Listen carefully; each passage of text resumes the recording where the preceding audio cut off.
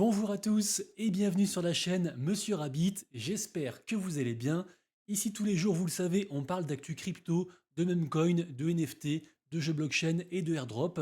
C'est un format que je fais tous les jours et si ce n'est pas encore fait, pensez à vous abonner à la chaîne. Alors aujourd'hui, entre autres choses, on parlera de Squid Game. Vous avez forcément entendu parler de ce phénomène sur Netflix. La saison 1 avait cartonné, la saison 2 vient de sortir et dans cette saison, il y a un influx voleur. Du coup, c'est assez drôle, d'autant que des memecoins ont été créés suite à ça. Bref, on va parler de tout ça. Également aussi un classement côté gaming blockchain très intéressant. Mais avant toute chose, on remercie le partenaire de la vidéo du jour. Vous le savez, c'est très important d'avoir un exchange pour acheter et vendre ses crypto-monnaies qui soit PSAN, prestataire de services sur actifs numériques et donc agréé et conforme à la régulation française. Et même mieux, l'idéal c'est d'avoir plusieurs exchanges, comme ça on est tranquille, on diversifie. Et en tout cas, un des exchanges que moi j'utilise et qui est donc le partenaire de la chaîne, c'est Bitpanda. Récemment, on a appris que Bybit, qui n'est pas PSAN, allait fermer ses services aux Français. Et justement, si vous transférez vos cryptos de Bybit à Bitpanda avant le 8 janvier, vous recevrez automatiquement 3% de cashback en Bitcoin. Et vous le verrez, sinon, outre ça, Bitpanda, il y a plein de cryptos dessus, même des ETF, des actions, pas mal de choses. L'inscription est rapide et facile, et puis l'interface est très user-friendly. Donc, n'hésitez pas à tester tout ça. Et juste en complément, alors pour le coup, eux, ils sont pas partenaires, mais moi, j'utilise aussi beaucoup MEXC, parce qu'en fait, il y a beaucoup de cryptos qui sont pas encore disponibles sur Binance, Crypto.com, Coinbase ou encore Bitpanda. Donc pareil aussi, je vous mettrai un lien juste en dessous en description, mais pour moi, MEXC, c'est devenu une obligation. Ensuite, et comme tous les jours, on commence par jeter un œil au marché crypto et on voit forcément cette unique bulle énorme de AI16Z. Donc évidemment, c'est parmi la tendance des agents intelligence artificielle. Et finalement, le résumé du marché crypto aujourd'hui, c'est le même que celui de la vidéo d'hier, où je disais encore une fois que les agents AI, Virtuals, AI16Z, Griffin, etc. sont en train de cartonner. Donc voilà, j'ai rien de plus à dire, rien de moins non plus. Le Bitcoin à 94 634, Ethereum toujours à la traîne, comme les altcoins à 3367. Nous sommes à 3 jours de clôturer l'année 2024 et moi je dis que c'est encore possible d'avoir une explosion avant donc 2025. On verra tout ça, mais je me dis que dimanche soir pourrait beaucoup bouger, bien plus qu'on ne le pense, donc avant la réouverture des marchés. Bref, je spécule, tout est possible. On peut aussi bien sûr faire un gros retracement. Moi, je suis team bullish et donc je suis positif sur la suite, mais ça ne veut pas dire que ce que j'espère va se réaliser. Et sinon donc, je vous le disais, vous avez forcément vu passer Squid Game, tout le monde en parle, et donc je vous mets cette vidéo en direct. Appréciez-la, c'est juste juteux. 있습니다. 그럼 핸드폰이라도 돌려주세요. 저 코인 시세 봐야 되거든요. 이러다가 제때 못 팔면 아저씨가 책임질 거예요? 게임이 끝난 후 돌려드리겠습니다. 실시간으로 차트를 봐야 된다니까요. 거기 지금 돈이 얼마가 들어가 있는데. 333번 이명기. 나이 30세 유튜브 채널 MG코인 운영자. 신생코인 달마시안 투자 유도 방송으로 구독자들에게 주정액 152억 원의 손해를 입히고 채널 폐쇄 후 잠적. 현재 사기와 통신보호법 금융관리법 위반 혐의로 수배 중. 이명기 본인의 금융권 재무액 18억. 입니다. 그럼 핸드폰이라도 돌려주세요. Alors, 저 코인 시세 pour ceux 봐야 qui n'ont pas 되거든요. compris, donc en fait ce gars était un youtubeur, enfin dans la série, hein, c'est fictif évidemment, donc c'est un youtubeur de la chaîne MG Coin. Il a promu, il a mis en avant un shitcoin qui s'appelle le Dalmatian, et donc après il a fermé donc sa chaîne et tous ses réseaux, il est parti et donc il a volé sa commu et il est poursuivi donc pour fraude. Et ce qui est intéressant, c'est qu'on a donc des mecs, c'était sûr évidemment, hein, qui ont donc créé le Dalmatian. Le Dalmatian a explosé, mais vraiment, et à l'heure où je vous parle, quand même, cette crypto, ce shitcoin, pèse encore 635 000 de market cap, mais comme vous le voyez, il est quand même monté à 12 millions, donc vraiment tout est prétexte pour faire un meme coin, mais forcément quand une des séries les plus hypées du moment parle de crypto, c'était sûr que ça allait arriver. Également aussi, bien sûr, on a le MG Coin qui a été créé, alors celui-ci a moins bien marché, notamment avec l'espace, je pense, entre MG et Coin, c'est plus compliqué à trouver, mais vous voyez qu'il est quand même monté quasiment instantanément à plus de 500 000 de market cap avant donc de s'écrouler. Alors évidemment, ne pariez pas sur ces mêmes coins, enfin faites ce que vous voulez, mais évidemment c'est hautement risqué et en général la durée de vie de ce même coin, enfin de ces mêmes coins, c'est genre quelques heures, pas plus. Toujours est-il que ces mêmes coins ont été créés sur Pump.fun, donc une plateforme sur Solana qui permet de créer un meme coin en quelques instants. Et je vous le rappelle, je m'étais prêté à l'expérience et j'avais créé donc il y a environ un mois et demi un meme coin pour voir comment ça se passait. s'appelle le Dodge TV. Pour l'instant, il se porte pas très très bien d'ailleurs, mais bon, on y croit encore et on sait jamais si un jour Elon Musk rachète un média qui s'appelle MSNBC et qui crée la Dodge TV, ça pourrait péter. Voilà, c'était le but de ce Memecoin, exister au cas où un jour il se passe quelque chose. Bref, l'aventure était assez incroyable. Allez voir la vidéo, mais créer un Memecoin, c'est vraiment très intéressant. Et toujours est-il que, à l'instant où je vous parle, il y a toujours des milliers de Memecoins qui sont créés chaque jour. Les Memecoins sont pas du tout morts. Certes, les Memecoins les plus capitalisés ont pris assez cher dernièrement, mais la tendance Memecoin est toujours là. Elle brasse beaucoup d'argent, beaucoup de volume, et outre donc certaines tendances qui marchent très bien, genre les Memecoins intelligence artificielle. Je vous le disais, tous les jours des Memecoins sont créés, et ça brasse, et ça brasse, et ça brasse. Et c'est pour ça que par exemple, Pump.fun a flippé donc les revenus de Ethereum, de tout Ethereum en 24 heures. Et vraiment, voilà, c'est juste pour dire que c'est encore la folie. Et moi, je fais partie des gens qui pensent que les mêmes coins vont briller pendant ce bull run. Si bull run il y a bien sûr, il y a plein d'écoles possibles. Moi, je crois au bull run. Je crois, on va dire presque, au super cycle des mêmes coins. En tout cas, en une explosion des mêmes coins. Également aussi, j'ai vu, alors petite digression, mais on a des pump.fun qui se créent sur toutes les blockchains, y compris Wax. Dites-vous bien Wax. Wax, ça fait genre au moins 3 ans que je n'en ai pas parlé. Donc une blockchain qui à la base est plus axée digital collectibles et gaming. Et bien même Wax fait donc des mêmes coins et un pump.fun. Également aussi, on en parle un peu moins actuellement, mais on a un des plus gros influenceurs côté memecoin qui s'appelle Mourad. Rappelez-vous, il a fait une vidéo et carrément toute une thèse pour expliquer pourquoi en fait les retail les nouveaux vont se précipiter sur les memecoins et pourquoi aussi on en a marre en fait d'investir dans des projets entre guillemets qui vendent du rêve, des projets soi-disant tech, et au final c'est les mêmes qui se farcissent, les VC, les investisseurs, l'équipe, etc. Donc voilà, lui il croit très fort en certains memecoins, il a une liste dédiée, et ici en fait on voit un petit peu la distance entre le prix actuel et l'ATH, le point le plus haut, donc de certains memecoins, notamment ceux de sa liste, et on voit quand même que pour certains, on est à 60%, 70%, donc voilà, s'il y avait quelqu'un qui voulait rentrer dans les memecoins aujourd'hui, je pense que suivre cette liste et investir dans ceux qui sont, on va dire, à plus de 50% de leur ATH, ce serait pas forcément déconnant. Et juste pour vous, alors c'est pas du tout un conseil en investissement et je peux me tromper, mais je vais review avec vous en fait les mêmes coins que moi j'ai dans mon portefeuille. Exemple SPX, j'en ai pas. Giga, j'ai un bon bag. Fartcoin, j'en ai pas. PP, c'est un de mes plus gros bags côté memecoin. Mog, j'en ai un petit peu. Bonk, j'en ai beaucoup. J'y crois très très fort. Zerebro, malheureusement, j'ai loupé le train donc j'en ai pas.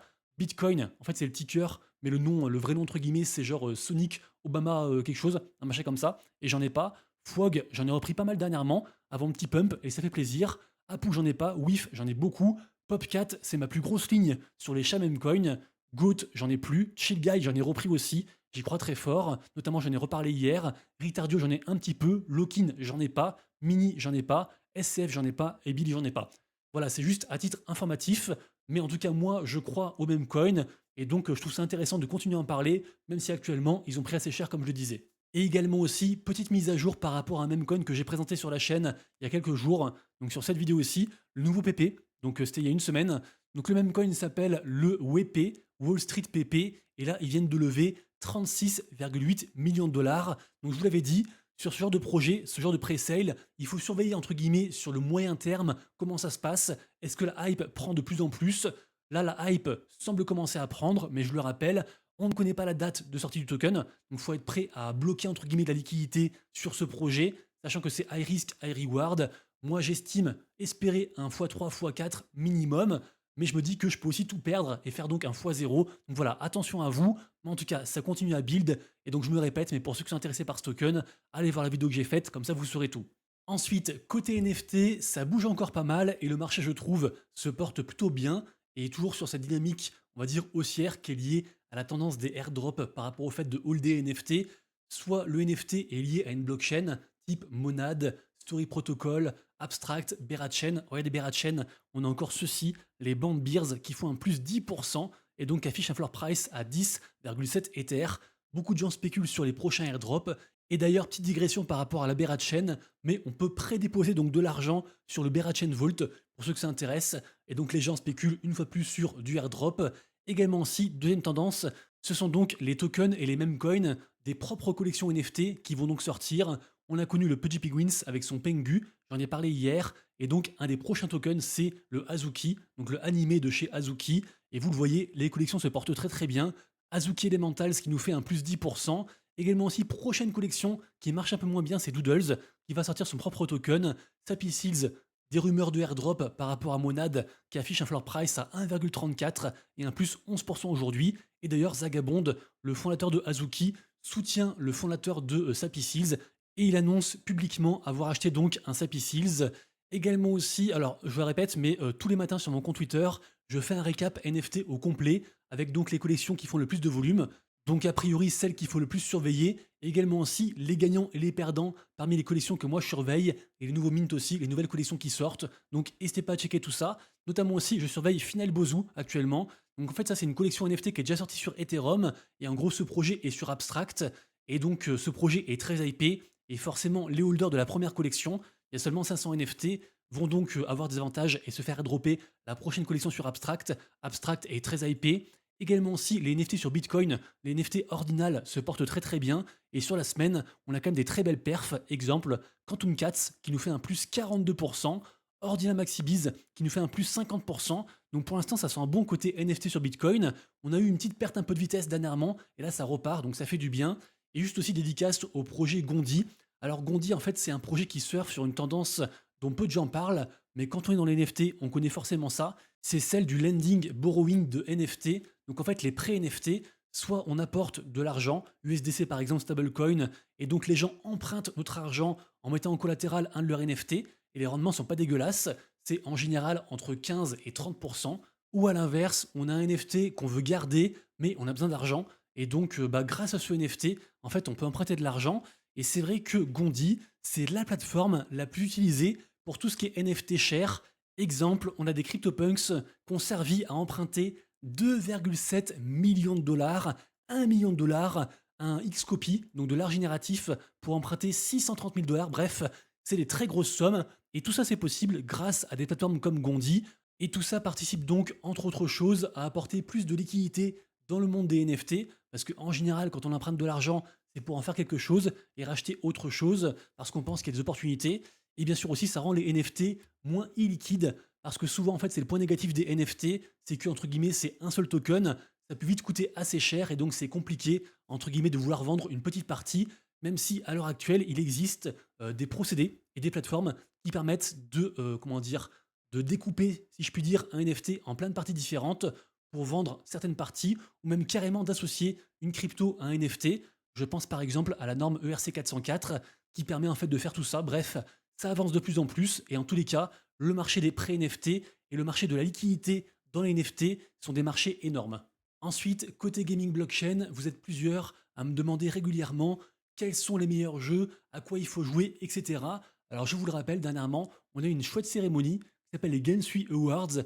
J'en ai fait une vidéo dédiée sur le résumé de tous les gagnants. Donc c'est pour élire les meilleurs jeux, le futur meilleur jeu, le meilleur jeu d'aventure, etc. Bref, il y a différents thèmes, différentes catégories, donc c'est très intéressant. Et également, ce mois-ci, on a le célèbre site playtoearn.com qui a fait donc son propre, comment dire, Blockchain Game Awards 2024. Vous le voyez, il y a eu quand même 900 jeux et 400 créateurs de contenu, 2 millions de dollars de prix à gagner. Et donc ça, c'est terminé. Ça concerne pas mal de blockchains. C'est un peu plus large, on va dire, que les Game Awards dont je viens juste de parler. Et entre autres choses, et rapidos. Après, je vous mettrai bien sûr, comme d'hab, tous les liens en description juste en dessous pour faire vos propres recherches. Mais voici pêle-mêle les différents gagnants. World of Shards, Boss Fighters, Lumitera, Arc 8, Castile, Off the Grid, Age of Dino, Gods Unchained, Age of Dino, Chibi Clash, Auto Legends, Pixel Heroes Adventure, In Match Free, Immutable X, en meilleur écosystème, et en jeu de l'année, Sandbox. Alors même moi, je connais pas encore tous les jeux. Par exemple, je sais pas ce que c'est Auto Legends. Donc voilà, après la vidéo, je ferai quelques recherches. Et bien sûr aussi, meilleur créateur de contenu, comme pour les Game Show Awards, encore une fois, Yellow Panther. Donc pareil aussi, sur Twitter, c'est le gars à suivre côté blockchain gaming. Ensuite, autre info, j'aime beaucoup l'univers Pixelmon et Mon Protocol. Je pense que j'en parle suffisamment sur la chaîne pour pas trop vous saouler avec, encore une fois aujourd'hui. Mais sachez que j'y ai vu une opportunité et donc j'ai racheté 5 NFT Pixelmon à 0,3 ETH de floor price. Je les ai stackés et donc tous les jours je gagne un peu de token mon et à la fin en plus on pourra aussi répartir les royalties liées au projet. J'ai également aussi 28 000 tokens mon stackés qui me permettent de participer à différents launch pools côté gaming. Et ici donc on a une sorte de rétrospective de toute l'année 2024 par rapport à l'écosystème Mon Protocol, donc à leur animé, à leurs différents jeux. Donc voilà, Pour ceux que ça intéresse, l'univers Pixelmon, qui est un Pokémon-like, et Mon Protocol, qui est bien plus large, vous saurez tout sur toute l'année en lisant donc ce thread, donc allez voir tout ça. Ensuite, je suis tombé sur une vidéo de la part de Cross the Edges, donc le célèbre jeu de cartes français qui va sortir très prochainement, donc son MMORPG. On a quelques images actuellement à l'écran, qui s'appelle donc Rise. Et c'est vrai que Cross the Edges, j'en parle régulièrement, le token est dans les choux. Actuellement, on est à 0,025 $, et vraiment la courbe fait très très peur. Et pourtant, et malgré ça, j'ai l'impression que la team ne lâche rien, et je me dis que même si eux ils se comparent à des licences comme Star Wars ou encore Harry Potter ou Game of Thrones, parce que avant toute chose, avant un jeu de cartes, Cross Edges, c'est vraiment, on va dire, de l'IP. Après, n'importe qui peut utiliser donc l'IP Cross Edges pour faire plein de choses. Il n'y a aucune limite. Et je me dis que il faut être fou en fait un peu dans ce monde. Et donc c'est possible que Cross Edges revienne sur le devant de la scène avec donc leur MMORPG, puis aussi la vente de leur land. Donc voilà, moi j'ai envie d'y croire, j'ai envie de soutenir aussi. Et donc je pense, je réfléchis sérieusement à acheter du token Cross Edges. Je pense plutôt mi-janvier, parce que j'ai vu dans la planning que janvier, il n'y aura pas grand-chose. Il y a quelques AMA, etc. Mais ça devrait pas trop bouger. Et donc je me dis que si le token descend genre à 0,02, il est quand même très faiblement capitalisé, je trouve. Ça pourrait être intéressant dans la balance risque-reward que chacun doit bien sûr faire en fonction de son propre profil. Bref, j'ai adoré la vidéo et voilà, j'ai envie que ça marche, Cross the Edges. Bien sûr, ça peut aussi mourir et pour l'instant, c'est quand même mal parti. Beaucoup de gens sont déçus, mais voilà, ils sont toujours là et donc on va continuer à suivre. N'hésitez pas bien sûr à me partager donc vos retours et vos critiques sur le jeu Cross the Edges en commentaire. Je lis tout le monde et je réponds à tout le monde. Ensuite, il y a quelques instants, je parlais de Yellow Panther, donc influenceur, créateur de contenu gaming de l'année, qui nous partage quelques bagues côté agent intelligence gaming, notamment le sien, puisque je le rappelle, j'en avais parlé quand c'est sorti, il a sorti son propre agent gaming avec sa propre crypto, donc l'AYP, qui d'ailleurs a fait un ATH dans la nuit. Donc voilà, pour ceux qui s'intéressent, c'est des projets intéressants à surveiller, mais bon, qui ont quand même pas mal pété, donc voilà, à surveiller.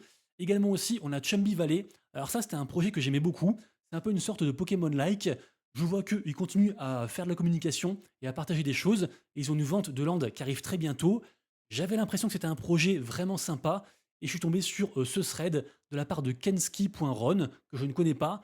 Et vraiment, quand on lit ce thread, ça fait très très peur. Et on se rend compte que la vente des landes qui va arriver n'est en fait qu'un prétexte à cash grab. Donc pour récupérer plus d'argent donc sur la gueule de la commu. Le token fait clairement la gueule. Bref, tout ça pour dire que parfois, si on survole juste les projets, comme moi ce que je fais, je suis un généraliste, je vois plein de projets tout le temps, mais je peux pas en fait dig chaque projet à 100% et autant que j'aimerais. D'ailleurs, je vous le rappelle, ça fait des mois que je ne joue plus à aucun jeu parce que j'ai plus le temps et que je consacre mon temps à autre chose, à savoir donc survoler pas mal de projets et dig en surface, selon par exemple l'indicateur social que moi je privilégie, et aussi donc côté commu et côté équipe, mais on n'est pas forcément au courant donc de tout ce qui se passe en interne, et donc faites bien vos recherches, j'insiste là-dessus, même si vous me voyez chaud sur un projet, Cross Edges ou autre, faites vos recherches parce que des fois il y a des problèmes, on va dire internes. Il y en a eu dans Illuvium par exemple, il y en a eu aussi dans Star Atlas dernièrement. Bref, tout ça pour dire que des projets, gaming ou pas, on le rappelle, le ratio c'est 9 projets qui sont voués à mourir, même avec toute la meilleure volonté du monde, et seulement 1 sur 10, voire 1 sur 100 qui va vraiment performer. Moi je pense que le gaming sera une très belle narrative pour l'an prochain et pour ce bull run. En tout cas, j'ai envie d'y croire. Mais malheureusement, il faut être habitué à voir des projets qu'on aime bien mourir au fur et à mesure du temps comme ça. Donc c'est comme ça. J'espère que je vous ai apporté un peu de valeur dans cette nouvelle vidéo. Si c'est le cas, pensez à liker, commenter et vous abonner. Si ce n'est pas encore fait. Je vous souhaite un excellent week-end et on se retrouve donc lundi pour de prochaines aventures. Et d'ici là, comme toujours, prenez soin de vous, de vos proches et de vos wallets. C'était Monsieur Rabbit.